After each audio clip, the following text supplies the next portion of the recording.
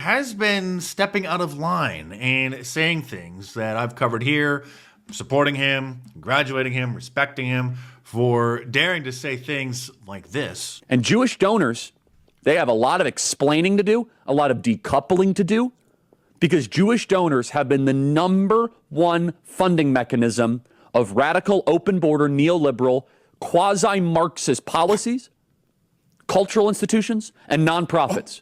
This is a beast created by secular Jews. And now it's coming for Jews, and they're like, what on earth happened? That's bold.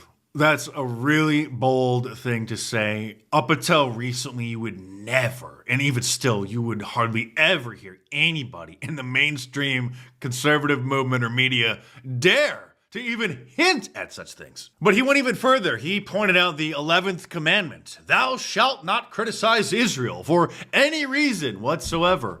Listen to this. We're just going to try to, we're going to just stamp out everything type of practice. But he's talking about how they will just shut down any criticism, no matter how small, immediately to prevent it from spreading and to prevent that person from continuing to say what they say. But it goes to the point where if, for example, if I have less ability sometimes online to criticize the Israeli government without backlash than actual Israelis do.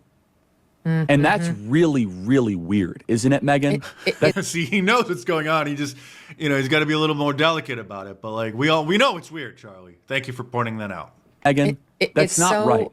Wrong-headed. I'll tell you this. For me, they even lost Megyn Kelly on a lot of this. He even hinted that the IDF, the Israeli Defense Force, Israel's military, allowed the October 7th attack from Hamas to happen. Okay. It didn't say why. We all know why, as a pretext, as a justification to then ethnically cleanse the Palestinians from the region. And no, I did not say genocide. I said ethnically cleanse. They're obviously driving them and pretty much have driven them from the region.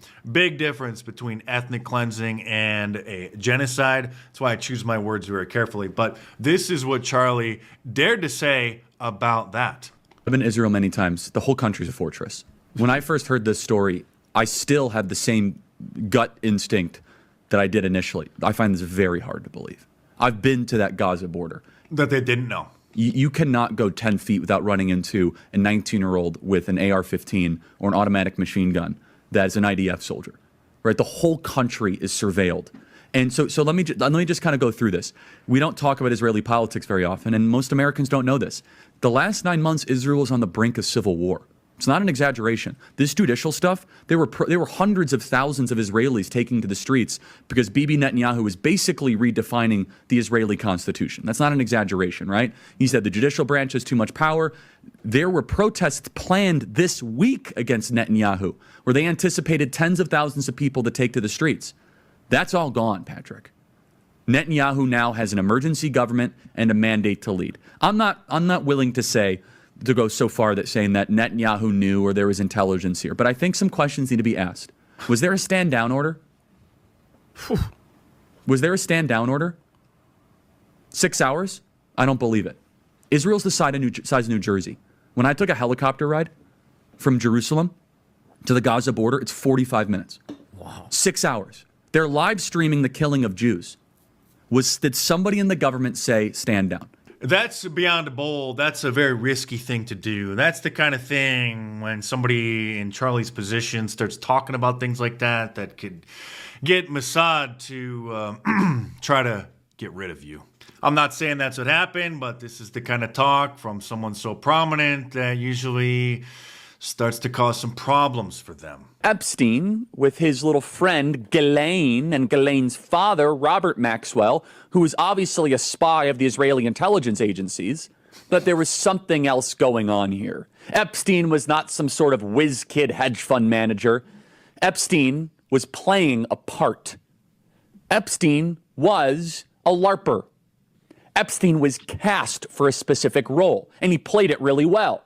The sweatpants and the Harvard jacket, the kind of disheveled hair, looking as if he was so smart and above the clouds that he was doing advanced mathematic equations on the back of napkins. But if you actually go into some of the videos of people that met with Epstein at the time, they said he was awfully unimpressive when it came to finance and markets and economics. And it's nothing new that if you're in the intel agencies, you want to try and get as much blackmail on powerful people as possible. Easy, not hard. And this is no longer just speculation. First of all, Oh, we know. Thanks for all you've done, Charlie. Rest in peace. One thing that I think must be done in the wake of this tragedy is